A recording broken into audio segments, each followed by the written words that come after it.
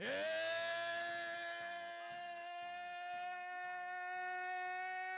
hi. Top of the morning to you. Welcome to the Armchair Quarterback Radio Show. I'm Mac McGee, and I am flying solo right now. We might have one of our guys stop by, but we haven't verified that. But when I say I've got a lot to get into and a little time to do it, we've got a lot to get into. First of all, I want to go ahead and preface this with saying, when I cut the story yesterday, you were in a Mercedes that said he was retired. I did not see the update until late this morning, right before I went on the air. I saw that he lied about it, and he's back. He came out with a tweet that says, "I'm back." And the funniest part about this, I get into more on this on the Take Me Out to the Ball Game, which if y'all never watched it, it's a really quick show that I do every day that gets you caught up in the news and notes in the world of sports. So it's a lot of stuff I don't cover on this show because we just don't have enough time. But long story short, he put out a tweet that said, "I'm back." And then when he comes back, he says something to the effect, or maybe it was Instagram, I don't know.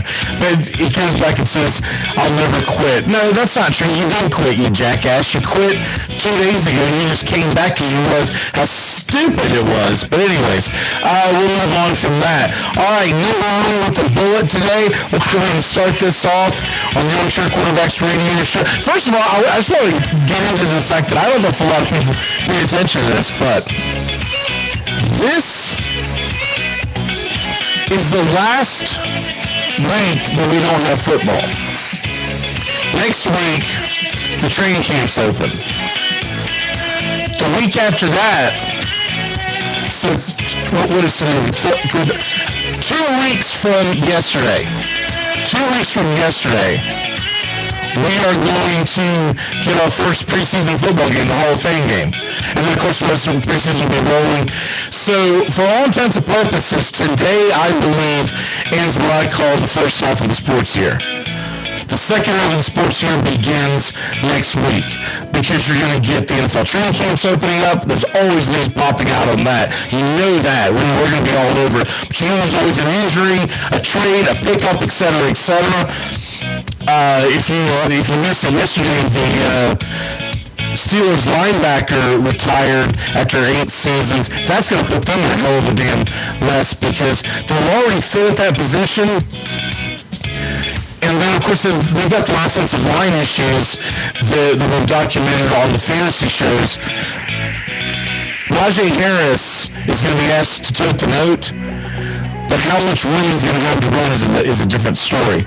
But with all that being said, this is the end of the first half, so congratulations, you made it. You made it through the NBA playoffs, which I'm sorry, they just aren't what they used to be. They're kind of dull nowadays.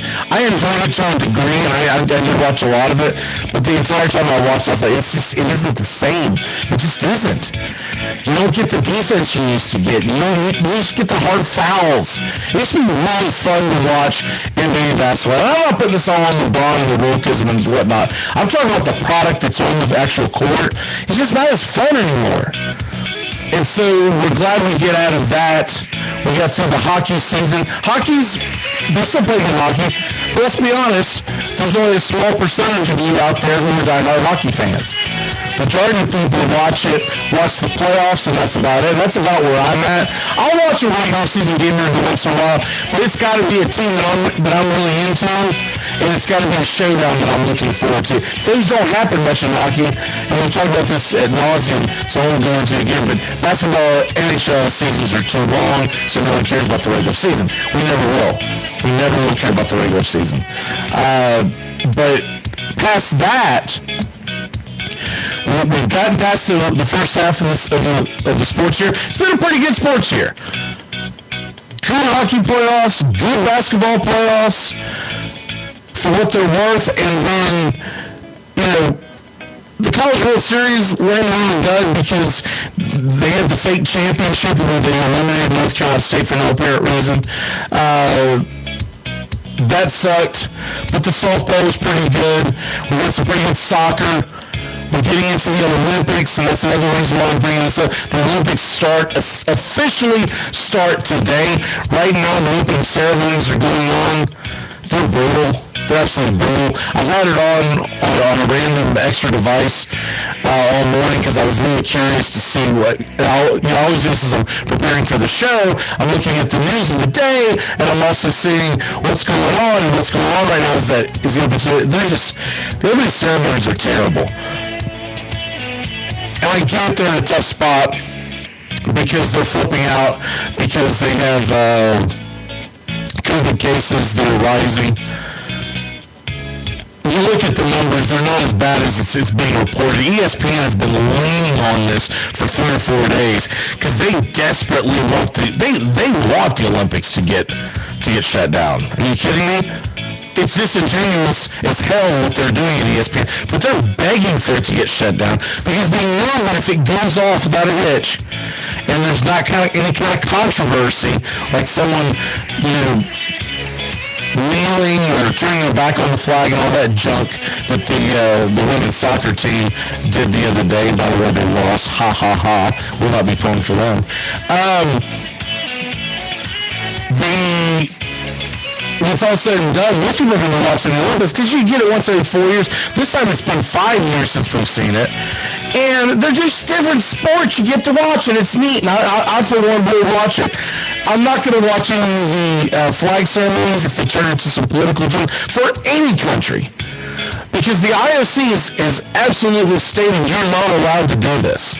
You're not allowed to do any kind of political junk on because it's supposed to be you getting your medal. If you want to do some political stance, do it outside of the ceremony itself because your country paid for you to get there, and they don't want you essentially pissing on their flag, right? And so this generation of, no, I'm entitled to everything. No, you're not entitled to everything. So that'll unfold. But ESPN desperately wants this whole thing shut down because they know that no one's going to watch ESPN for the next 2 weeks. I mean, how many people are watching it now? But no one's going to watch it for the next 2 weeks. The only saving grace is that NFL camps will open up and news will pop and all that kind of stuff. But they don't really have any kind of content that's going to get people to watch. That's what I do think as we get more and more into this, I do believe ESPN is going to push for it, and they're going to have the money. They've got the power. They are going to push for college football to start earlier and earlier and earlier. Because when you start about expanding the playoffs, like they've talked about in all of these Big 12, Big 10, ACC, and SEC conferences, I watched them all this week, kind of get caught up on the news, and I also want to see, what the coaches have to say, the players, that kind of thing. I do find it funny. So if y'all remember, a couple of years ago, we did a fantasy football contest with something called 3-point conversion. And they're basically Atlanta base of what we do here in Jacksonville. We do it abroad. We do it everywhere. And they've done a little radio station in Atlanta. I think it's a college radio station. I know it may be an actual professional radio station. I could be wrong on that, but the sound looks like a college radio station, so I just always assumed. But I can be dead wrong on that. But anyways, they do other content, and one of the gentlemen from 3-point was at the ACC conference because we could go if we wanted to. I just have never had the time, the money, etc. But it takes nothing to get the credentials. And if we ever get this thing going in the right direction, where I hope we'll be at in a couple of years, and the numbers are showing me that I think we're on the right track. We'll see what happens. That's assuming I'll black out and cuss everyone out on the planet and they shut us down. Well, that could happen. But anyways, they were at the conference because one of them asked a question to Dabo Sweeney about him not being a proponent of the NIL, which is players getting paid. And I will say this for the guys. First of all, we kicked their ass in the fantasy league. That's number one. That's the only thing really important. We heard this guy was a gunner, one of these guys they brought with, and I smoked him. But anyways, we absolutely just destroyed their fantasy football team. was me, Will, Steven, and I don't remember who the fourth. Is this other idiot that's not on the show that we had to carry him. But regardless, who smoked these guys, right? So they wouldn't play the second time. I sent messages. I never got responses. But anyways, they were basically embarrassed the fact that they got their ass kicked. But this guy stands up and he asks a question to Dabo, asking whether or not, and I'll try to get the video, and maybe I'll get it next week or something when Justin's on. But ask him about being a proponent of NIL, and you can go back and see the news conference. Dabo put him in his place. He said, I don't know where you're getting that information from, but people say this and people say that. He was very politically correct on how he said it, but he basically said, you're listening to a narrative that's been twisted, or maybe they were even twisting the narrative. I don't know. I haven't listened to their show in a while because it comes on at a really strange time. But I mean, typically they come on right in the middle of college football on Saturday. So I tried to listen to your show a little bit. But anyways, the point is, the whole thing of these news conferences, they are entertaining whether people get dove into them or not. And I know I watch more than most, but this was an entertaining news conference. Now when we got to the players say the same damn things over and over, but I like to hear what the coaches had to say. Dino Banders from Syracuse was a very good interview, and I've got others recorded that I'm going to go back and watch this weekend. That's one of the things I've got planned to do this weekend. So, but the point is, we're at the end of it all. We're at the end of the terrible first half of the sports season. We're in the second half, and it flies by because it's so much fun. We're going to blink, and it's going to be freaking Super Bowl weekend. Because I basically call the first half the day after the Super Bowl, the second half when football starts. The football has essentially started because Cowboy camp opened up, and there's other camps opening up, and they'll all be open up by next week. Other things that are going on in the world of sports. Back to the Olympic thing really quick. If you don't want to support your country, because there's like 150 ex-Olympic athletes that have signed some petition to try to get the IOC judgment overturned about display, don't go. Don't go. And the famous guys from the 60s that put their fists in the air for the Black Panther Party, they signed it. I'm sure Kaepernick's on this. I don't know who's all on the list, but I think they specifically went after Olympic champions. If you don't want to do it, if you don't want to represent that country, don't go with that country. Because you absolutely, look at that music. Sometimes I get going. I forget I have the batting practice music on. Don't go to the damn thing. Absolutely don't go.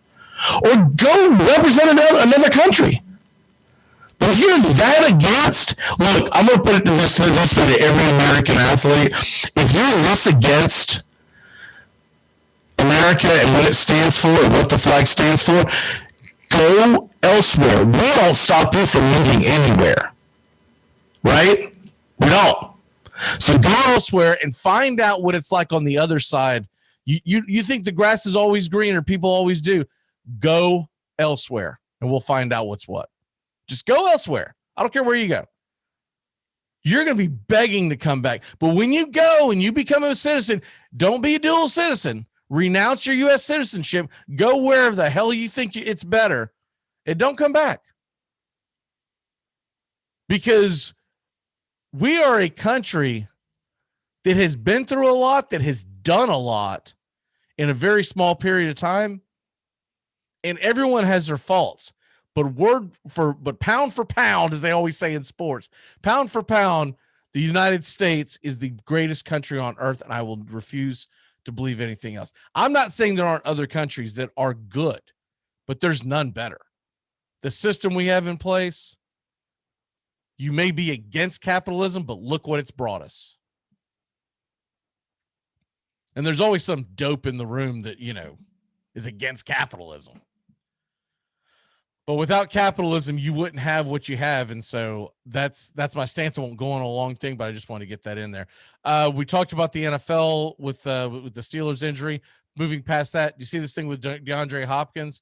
he tweeted out. Now he's taking the tweet down. He's talking about whether or not he thinks he will play this year or going forward, period, because he does not want to get the vaccine.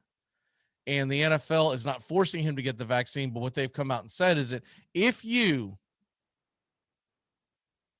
don't have the vaccine and there's an outbreak on your team and you can't play that game, they're going to force you to forfeit. And I'm not going to get into whether or not someone should take the vaccine or not. That is a personal choice. You do whatever the hell you want to do. But if you're a professional athlete, and the other big thing is, I think this is the one that really jumped out. Hopkins can say what he wants. He says, I don't want to let my team down, blah, blah, blah. It was the fact that they said game checks would be involved.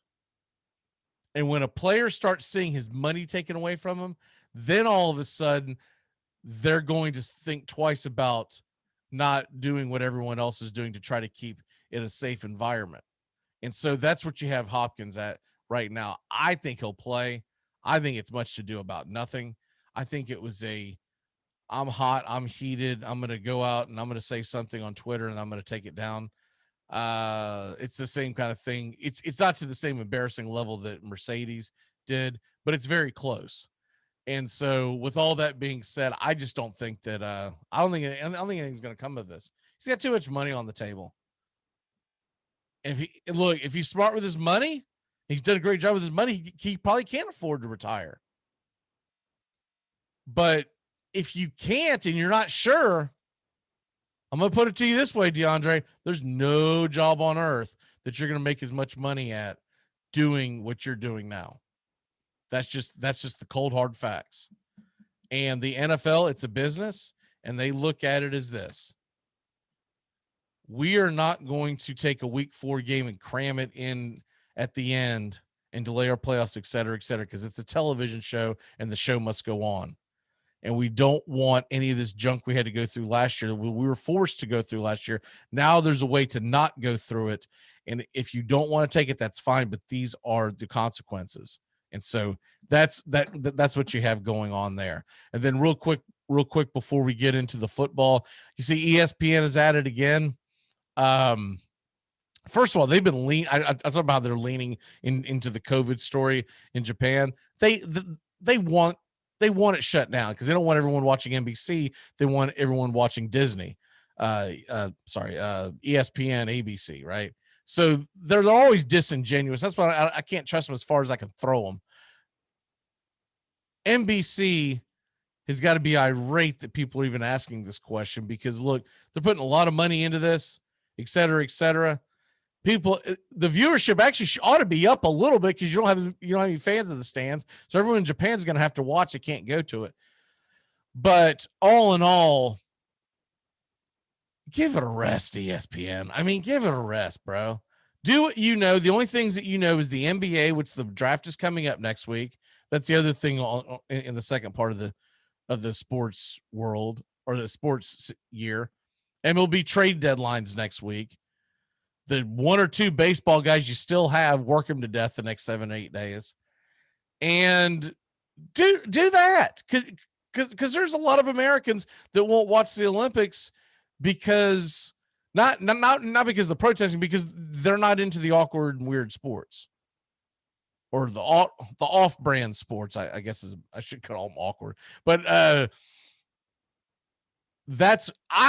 enjoy those. I will watch those because it's different. I won't watch them every single. Oh, I'm gonna get into curling now. No, you watch it once every 4 years. You're not getting into it. So I will watch a weird sport. I never like curling. And by the way, I think that's Winter Olympics. But I will watch the track and field. I will watch a lot of stuff that I only watch when this happens. I don't watch the world championships of track and field. I only watch the Olympics. I'm sure they find the other ones more important because they make more money, because track and field is an enormous sport overseas. It's a who gives a damn here in the United States, but it's an enormous sport overseas. People come out to support track and field. A lot of it has to do with nationalism, but they come out. So I will watch it. I will watch it, but ESPN's trying to get you away from it. Just do what you do. You have 48 guys who know football, 48 guys who know basketball, and 2 guys that know baseball. You're just going to have to work the baseball guys to death this week. You're going to have to get Jeff Passan and Buster Olney, and you're just going to have to work them to death and just go, what do you got? What's the trades? So there's that. But they're also in it again because did you see that they dropped Maria Taylor? And this is pretty funny. They dumped Maria Taylor after she threw Rachel Nichols under the bus. And some people want to go after ESPN for it. But I for one time, I'll say bravo. Because I wouldn't play that dirty politics game with her either. That's what Maria Taylor tried to do. She tried to extort her way into, remember I told you last year, 2020, they offered her a contract worth, I believe it was $5 million a year. And she's not worth it. In fact, I know it was 5 because it was Sean and I that was talking about it. She's not a brand yet. She has to build her brand. Well, she overplayed her hand, as they say, and she was looking for Stephen A. $8 million money because she's looking at the fact that she's an attractive female. She was also trying to play on the race baiting, and you knew this was what she was at because of what was going on in 2020. And then also she had that audio in her pocket that she knew she could drop right before the negotiations. To me, that's kind of stupid because she should have dropped it when it was hot and heavy last year in the middle of the summer. If she would have dropped that audio in the middle of the summer last year when she first supposedly got it, I don't know this for a fact, but that's the rumors. She could have absolutely levied that into a heavy contract and probably gotten Nichols fired, which is what it sounds like she was trying to do. She was trying to fire Nichols, who had worked her ass off. I'm not the biggest Rachel Nichols fan, but she worked her ass off, built a brand over the years. You got to respect that. She's never did anything terrible to anybody that I know of. Worked hard, made her brand, deserves everything that she should get. And now Rachel Nichols is a part of the casualty. But yeah, ESPN at it again. And to that point, talking about how bad their ratings have been, this came out the other day. I didn't get a chance to get into it, but did you see Good Morning America in the Today Show? And then there's the third one. I forget what the third one's called because no one watches it. Their ratings came out recently. And you compare it over 5 years ago, it's down 50%. 50% viewership. Now, I don't think it's got anything to do with people turning them off because of their politics. Although I have heard that those shows have gotten a little bit like that, but I honestly have never watched them. So they didn't lose me as a viewer. I never watched it to begin with my entire lifetime. I remember my mom watching when I was a kid growing up, getting ready for school, and that would be on in the background. And all I could think of is, man, you put Sports Center on. That's all I ever thought about. But I never paid attention to because I always thought it was a goofy concept, but I get it. People who don't watch sports have to have something to wake up to. But evidently it is gone. Nobody's watching it anymore. I don't know what the real reason. I think a lot of it just has to do with the fact that you have so many options to watch in the morning, streaming, etc. That now if you I bet there's kids that wake up in the morning that don't even watch anything that's current, that just wake up as they're getting ready for school and whatnot, have like an episode of Friends or something like, I'm sure it's something more updated than that, but I'm old about it. But Friends or something on in the background. They're watching Ross and Rachel for the 5,800th time because it's what they want to watch and they can watch it. So that's concerning for evidently a lot of their contracts are coming up and the advertisers don't want to pay that premium dollar for less viewership. So keep an eye on that. Those shows may go by the wayside in the very near future. Look, we got to take a really quick break or the stations are going to kick my ass. So when we come back, it's Southern Cal and Washington, Pac-12 football, and we're going to talk about the Dallas Cowboys. We'll be back in a flash here on the Armchair Quarterback. Keep it locked in here to CBS Sports Radio. We'll be back in just a few.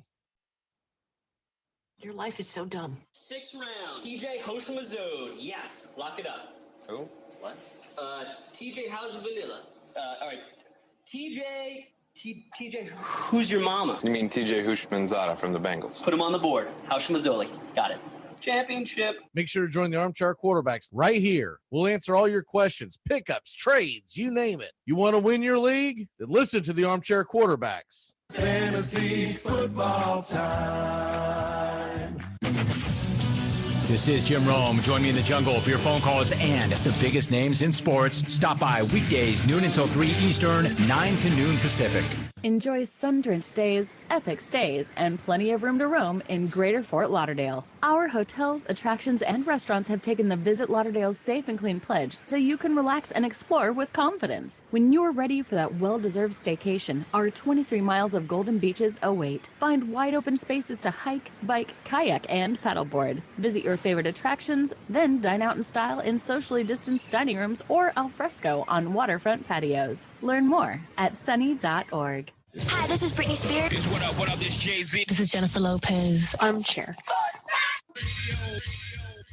This portion of the show is being brought to you by our mystery sponsor, a product that is so good that they're paying us to keep anyone from associating it with this program. Hey there, pal. First draft? How can you tell? Look, there's a few things you're going to want to know. Kickers go fast. You're going to take one early. And don't worry about running backs. You can always trade for one later. Cool, thanks. And one more thing. It's good to have you here. You're my friend. Armchair. The Armchair Quarterbacks are covering America's pastime from spring training all the way to the Fall Classic. 5-2 Dodgers in the ninth. Got him. They've done it. Like the 1969 Mets. It's the impossible dream revisited. And Myers bringing it. And the pitch is hit in the air. Foul off first. Benzinger backing and calling. And the 1990 World Championship belongs to the Cincinnati Reds. The Twins are going to win the World Series. The Twins have won it. It's a base hit. It's a 1-0 10-inning victory. Bell, left field, way back. Blue Jays win it.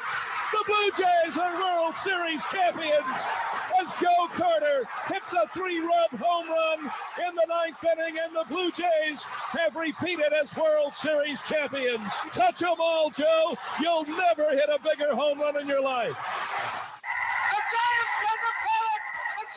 Armchair. I took my shot. I didn't mean to hurt you. Something stupid and something painful. At least I know my words would not be. Good morning. Welcome back to the Armchair Quarterbacks. As we are rolling here on a Friday, Football Friday, and I'm looking forward to a good weekend. I don't know about y'all. I'm looking forward to an outstanding weekend in the world. We got the Olympics kicking off in full. I know they've been playing some soccer and whatnot, but I mean, snore. Even as much as you can be into soccer, they're not even using their elite players. You're still seeing the major leagues, so to speak, around the world of soccer still playing. So it was explained to me that the guys playing in the soccer, now they're not doing this in the women's because Megan Rapinoe's ancient ass is still in there playing, but in the men's, from my understanding, that was explained to me, is that 23 and under is the cutoff in the men's. I don't know if that's true for every country, but that's what was being explained to me during the Brazil-Germany game. So, with that being said, I mean, snore. I don't care who your who's at the best fourth string team in the world of anything is. It's bad enough what the basketball is going to be like, right? By the way, the news has broken out that Bobby Bowden has pancreatic cancer. So that's what the terminal illness is. And we all know that they have not found a cure for that. So I just hope that his, whatever time we have left with him, it's an enjoyable time for him. But I just saw that break across the line. Okay. Let's go ahead and get into some college football. We are going to leave you with the Cowboys because this is pretty funny. But with the Cowboys, you know what? No. I'll do that at the end. I want to jump to it because it's so damn funny. But anyways,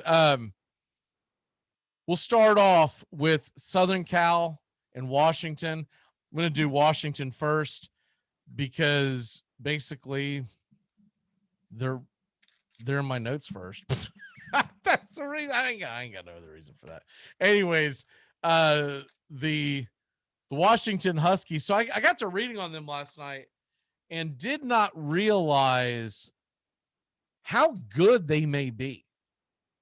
Now, there's a lot of factors involved, and I do remember when Sam Huard signed with them, he was one of the top quarterback recruits in the country. Excuse me.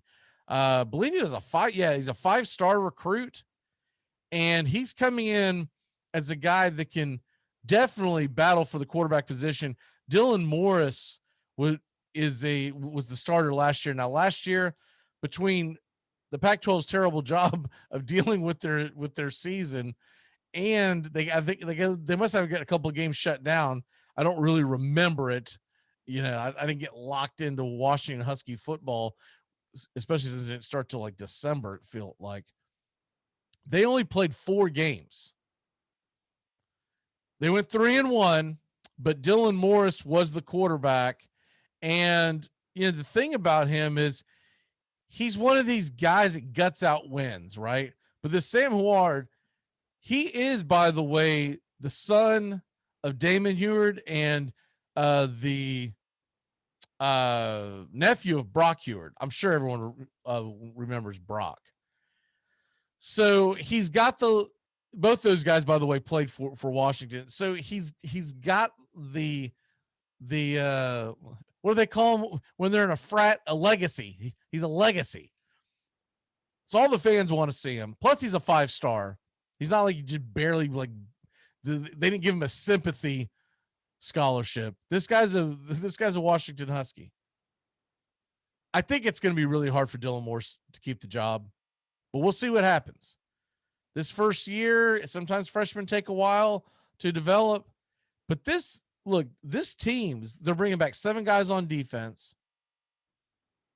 They got a new defensive coordinator in Bob Gregory. He was the linebackers coach. He basically just got elevated because their defensive coordinator left to go to Texas, if you remember that. And so what you have now is you're going to have the same defense set up. They're a solid defense. They should be able to get a lot of pressure on the quarterback. That's where their bread is buttered. But their secondary is the big question mark. Now they've brought in some guys, had a couple of transfers, along with a decent recruiting class. That's going to be the number one question. Of course, in the Pac-12, where they throw the ball a lot, you've absolutely got to have a good secondary. But when I look at their schedule and their second game is at Michigan, that's going to be a key game for them on the national scale. They're at Michigan. Other big games at Oregon State at home against UCLA. Arizona's been really bad. I'm not worried about that. At Stanford, they've got the talent to beat Stanford. But this team, their big game, it's probably going to decide whether or not they go to it all, where they go play for it all in the Pac-12 championship. Is the Oregon game on November 6th. They get it in Washington. And I think that's huge. Now, Oregon's going to be really good. But Washington has a chance to win this division as long as they don't stub their toe along the way and get to that game with one loss or less. Because if you can beat Oregon, then you would have the tiebreaker.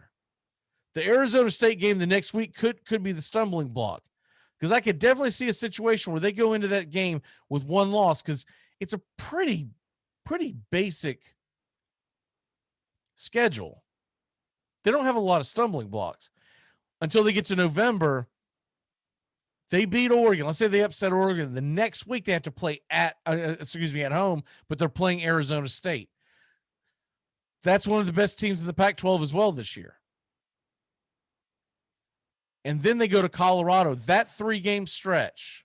And if you want to throw the Stanford game in, you can as well.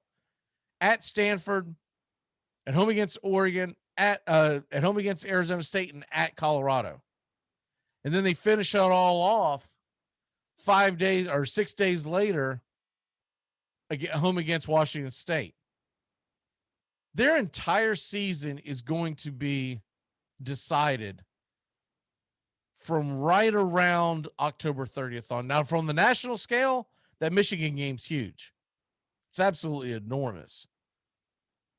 Because if they can find a way to win that game, then you can start talking about national playoffs, right?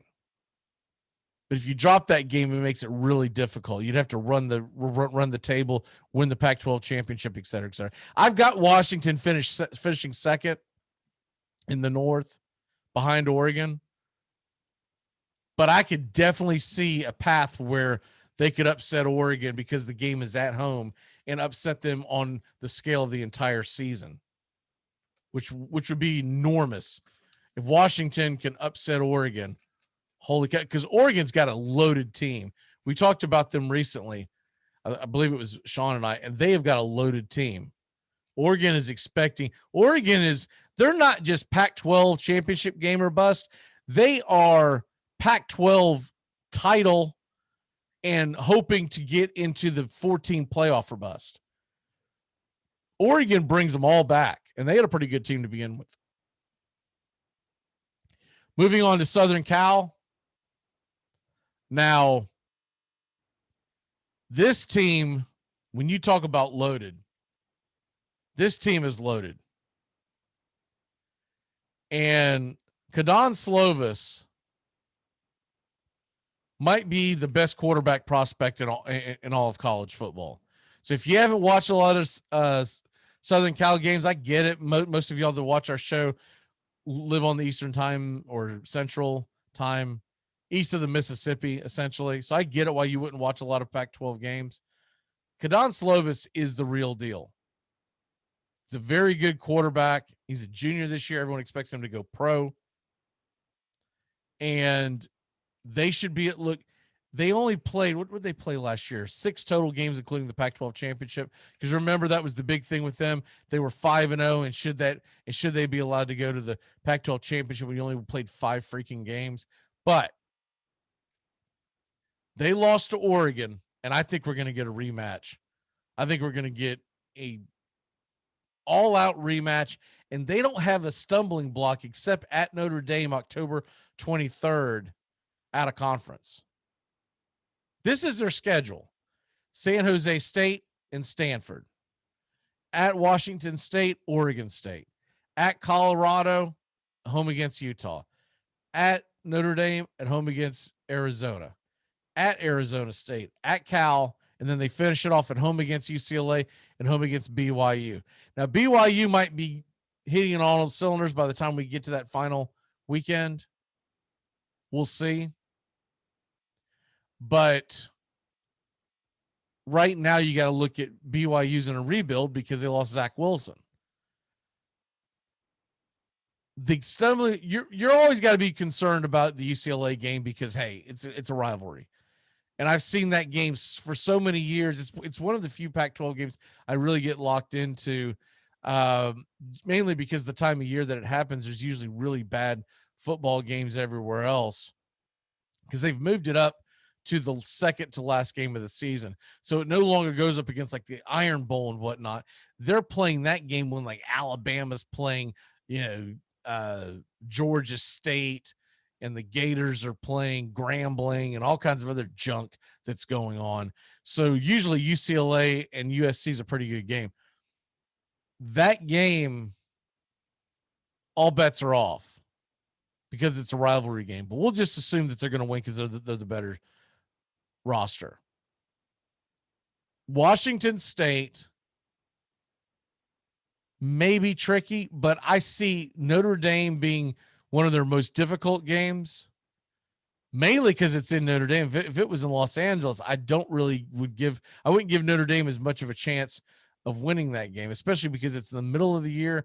Towards the end, who knows? Notre Dame might have put it together, but they lost some guys too. So we haven't gotten to Notre Dame yet, so I won't go into a deep dive yet. We do have them on the docket in the very near future. But USC, I fully expect them to make it to the Pac-12 championship. I expect them to be bare minimum.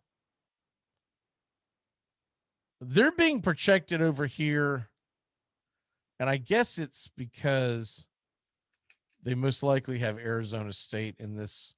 I'm looking at one of the publications. Yeah, they have Arizona State winning it all or winning the division. That game is at Arizona State, and I get that, and that's going to be a tough game. But I just believe that USC's got more firepower, and they're going to be able to and I also think they're going to be on a mission. I'll tell you what, if Kadana Slovis and company cannot get to the championship game, the Pac-12 championship game, Clay Helton, his seat has been hot the entire time. He's been there 5.5 years. So this, for all intents and purposes, is his 7th season as head coach, because he took over halfway in his first year. But they've got Slovis. They've got the air raid offense with Graham Harrell. They've got they are loaded at wide receiver. When you've got guys, and I mean like Drake London. Drake London is going to be their go-to guy. Keep an eye on him. NFL draft, all that. Drake London, 6'5". He has finally given up basketball to focus on football. This guy can sky in the end zone. And then they got the 4-star guys coming in, Jackson Dart, Miller Moss. They're loaded. And also remember Keontae Ingram from Texas transferred in, running back. Now, I don't know if he's going to get the starting nod at the beginning, but it would stand to reason that he's going to have a heavy load. For people who don't remember, Vave Malape, I know it's a goofy name for a running back. You don't normally that doesn't sound like a running back, right? That sounds more like a either an offensive lineman who transferred in somewhere, or maybe someone who played defense. But he has been electric.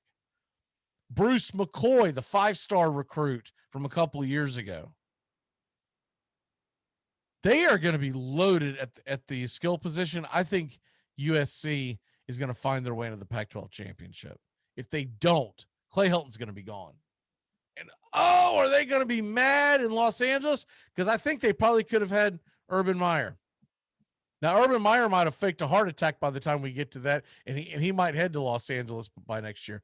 But Clay Helton, I'm almost positive they say, Urban Meyer wanted a new challenge, wanted to go to the NFL. No, Southern Cal job was open when Urban Meyer was still a free agent.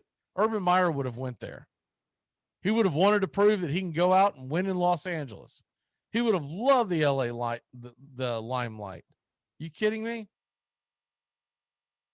And he might have picked Jacksonville over Los Angeles this year because he wouldn't have to deal with the goofy shutdowns. But give it a couple of seasons, I'm sure that if you got a USC fan that in your life somewhere, ask them if they aren't pissed off that they didn't fire Clayton to go after Urban Meyer. Because I think they could have had him. I absolutely think they could have. But that defense, they've got a 5-star recruit coming in. His name's Corey Foreman. Just keep that name in your hat. He was the #1 recruit in the United States. A lot of publications have him as the #1 recruit. He was definitely the #1 defensive end. Corey Foreman. And remember Chris Steele, the guy that at the University of Florida, that Dan Mullen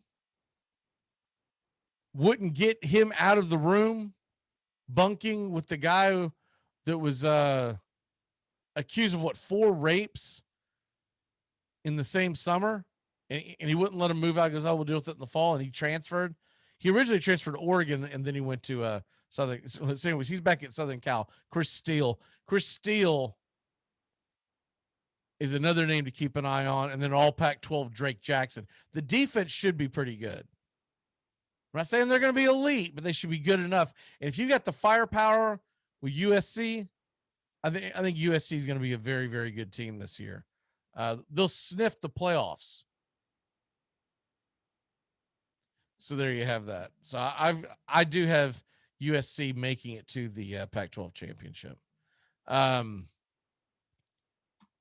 right. Real quick news and notes before we get the hell on out of here. A couple things I won't be able to get into that we will do in the Take Me Out to the Ball game. But the Jimmy Johnson, Jerry Jones, Barry Switzer story that came out a couple of days ago. This is funny. And we haven't talked about this, but the short of it is, if you haven't heard this story, Jerry Jones says that during the early 90s, mid 90s, when Jimmy was leaving, Barry was coming in, Jerry's dealing with the whole thing. Switzer wanted Jimmy Johnson to come in the office and talk to him, and Jerry told him, said, "No, Jimmy's gone. He's not coming in the office. He's gone." He says, "Well," and he asked me, "Well, why the hell do you want to talk to Jimmy Johnson anyways? This is your team now." He goes, "I just wanted to get y'all in the same room and ask y'all how the hell you effed this up." Now, that's not what he said. He used the real word. But how did y'all F this up? That is so Barry Switzer. I still say that Super Bowl ring that he got, half of it belongs to Jimmy Johnson. Now, he was the head coach that year. You can't take that away from him. But Jimmy deserves at least to be known for another half ring. He got his back-to-backs, and then he retired. Then he came back and came to the Dolphins, et cetera, et cetera. But I've always looked upon as Jimmy at least having another half ring, because Jimmy put that team together. Jerry Jones, with his incredible ego, it's so funny that he says now, "I would do anything. I would do anything." What was the quote? "I would do anything known to man to get back to the Super Bowl." But you wouldn't swallow your pride. If you would have swallowed your pride, Jimmy Johnson would have had, for those of y'all who have forgotten, or those of y'all might be a little too young to remember, the Cowboys were so good back then. There was a collective sigh when Jimmy Johnson walked away, because we thought we were about to watch more than what Brady and Belichick did. Remember, Brady and Belichick had a huge gap, and it wouldn't have lasted as long. But I believe if they would have stayed together, Jimmy and Jerry, the Dallas Cowboys, most likely in the 90s, they got 3 championships. I think they would have gotten at least 5. And it might have spilled over into the early 2000s. That team would have won 5, maybe even 6 titles. But they would have gotten 5. There's no way Jimmy Johnson wouldn't have gotten 5 championships. And that would have been the big deal back then, because back then, remember, the ceiling was 4. You had the Steelers for 4. You had the 49ers for 4. And everyone back then, because the Super Bowl was still pretty new. Back then, it was like, man, that's a lot. That'll never be touched. And then you have to think about it logically. Well, come on, man. They're going to keep playing, and eventually they're all going to get these Super Bowls, and franchises go on forever.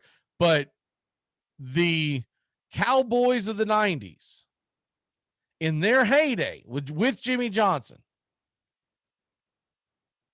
that's arguably the best NFL team I ever saw. And I hate to admit that because I'm not a Cowboy fan by any stretch of the imagination. You couldn't stop that team. That defense was elite. Emmitt Smith in that offensive line. And oh, by the way, Troy Aikman, one of the most accurate passers in the history of the playoffs in the National Football League, still to this day. Him and Michael Irvin and Alvin Harper. A lot of people forget about Alvin Harper. That team was elite. And then, of course, they had Novacek. You had no answer for Novacek. That you couldn't stop that team. When that team was playing well and they got hit it on all cylinders, it was over. We can't stop this team. We can't score on this team. The defense was ridiculous. The defense was ridiculous. At least 5 championships, maybe 6 or 7, but that's asking for a lot for health and whatnot. Because remember, health ended up taking out Irvin and Aikman to where they didn't play as long as like a Brady played. Brady's got 7. Brady's also been playing for like 50 years. It's ridiculous. But he's taking care of his body. Cowboys were not taking care of their body. They were rocking and rolling and drinking and snorting and anything you could get your hands on. But an elite team. And that's why people who are, what are they called? Gen Xers and older. That's why a lot of them are Cowboy fans to this day. A kid who's like 20 doesn't understand the allure of the Cowboys. They haven't been that good during their lifetime. But they were the best team that I had ever seen in the 90s. And in the 70s and prior, they were always really good. They'd won some Super Bowls. They were always in the conversation. Jerry Jones crapped the bed on that one. He doesn't want to admit it. Now he's saying, "Oh, I effed it up now," but blah blah blah. But that's just because he's trying to be jovial. He's getting old. He's just you're getting old and soft. He did not want to admit that back in the day. He let but a lot of these billionaires, a lot of these businessmen, they're all the same. They have such super egos that it is you'll never understand. It's why they're successful in the business world, but it's also why they're extremely unsuccessful in their personal life. Because their egos, it's the epitome of narcissism. And so that's what you got there. But anyways, I had to address the fact that those Cowboy teams, and I'm not a Cowboy fan, but you try to show me a better team than the Dallas Cowboys back-to-back championship teams. They don't exist. There might be teams that are just as good. I'll give Montana and his 49ers their due. The Steelers of the 70s, I didn't grow up watching them. It's a little before my time, so to speak. The Packers of the 60s, definitely wasn't around for that. I can't put the Patriots in because you can't give them a collective because they were so many different moving parts over a 6 championship run over almost 20 years. Man, those Cowboys, how about them Cowboys? When he used to say, he said, "Drive just to go right through me." But he was right. They were damn good. Same token, how many Miami Hurricane fans are pissed off he didn't stay at the U? Oh, vomit. They probably would have had 12 national champions. You wouldn't even be thinking of Nick Saban even being, well, he's good, but he's not the GOAT. The GOAT's Jimmy Johnson with his 38 national championships. I mean, that guy was wrong. And if Jimmy Johnson would have had the NIL rule, I don't know if you would have ever beaten Jimmy Johnson. What's his name? Luke from 2 Live Crew, and the money he was illegally throwing at him in their heyday. Oh, it'd have been a wrap. Florida State would have had a close second though, because Burt Reynolds would have been throwing money at whatever the hell he could throw at it. All right, it's time to turn back time and get the hell on out of here.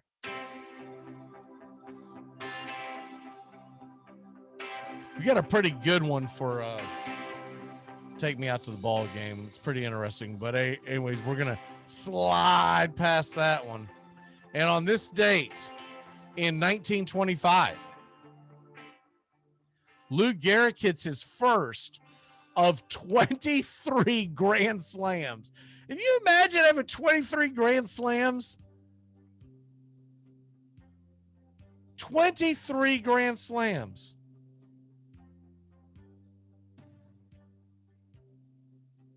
Yeah, the thing is, to get 23 Grand Slams in your career, everything has to work in the right. Now, the most Grand Slams in Major League Baseball history technically is A-Rod. I'm not putting him on my list. Oh, Roy McRoyderson. Lou Gehrig is still the GOAT to me. 23 Grand Slams. Manny Ramirez, a lot of steroids, 21. So number 2 on the real list, Eddie Murray with 19. Willie McCovey and Robbie Ventura. Yeah, the same Robbie Ventura that got his freaking noggin knuckled by Nolan Ryan. You wouldn't. That's the most surprising name on this entire list, Robin Ventura.